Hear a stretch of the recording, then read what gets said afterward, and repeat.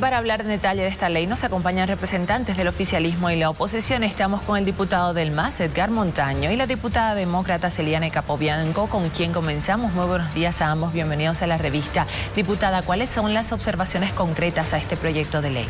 Bueno, mire, primero que nada creo que es importante aclarar a toda la ciudadanía, nosotros no estamos de acuerdo con no estamos en contra, más bien contra la lucha contra el contrabando, todo lo contrario, creemos que esto es importante y es fundamental para el desarrollo del país. Pero tenemos también la misión de cuidar de que todas las normas que sean emitidas dentro del Parlamento se cumpla con la Constitución Política del Estado especialmente. ¿Qué observaciones hemos hecho? Y el día de ayer las hemos hecho conocer públicamente a todo el país.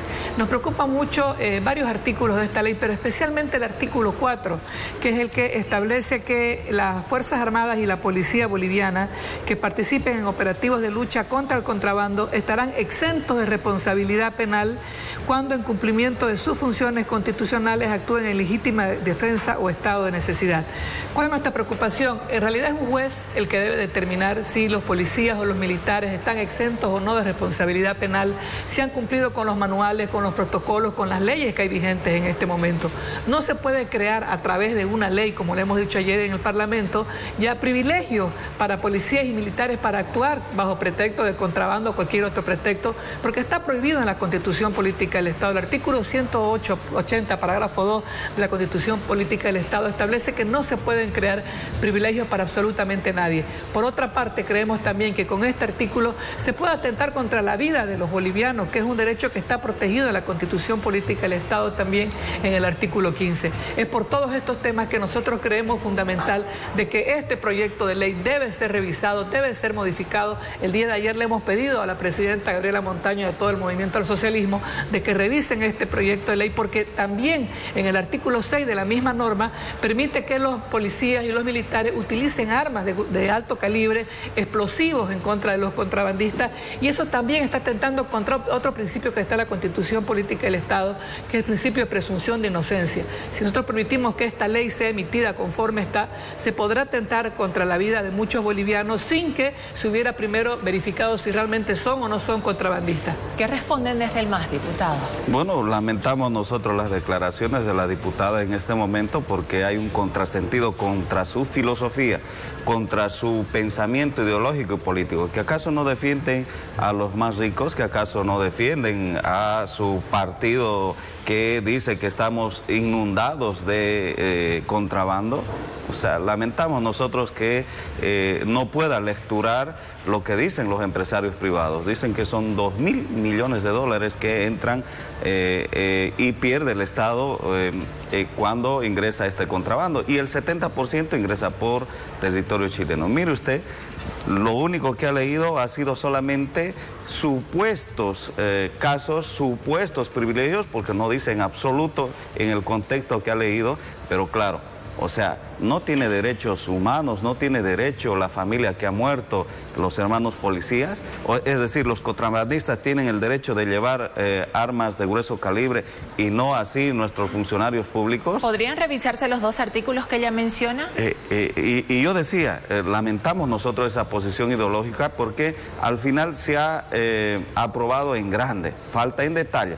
Y principalmente yo quiero manifestar acá, diputados de oposición han votado y van a votar a favor. Hay alguna observación en el artículo 2, ahora nos dicen que es el artículo 4 y el artículo 6, pero obviamente estamos para complementar cualquier situación o duda que haya. No se ha aprobado todavía, por lo tanto, cualquier observación que haya o cualquier susceptibilidad que haya, vamos a corregir. Subsanando estos dos artículos a los que usted se refería, ¿ya apoyarían todo el proyecto de ley? Son tres artículos, el artículo 4, el 5, el 6, que están estableciendo este tipo de privilegios para policías y militares.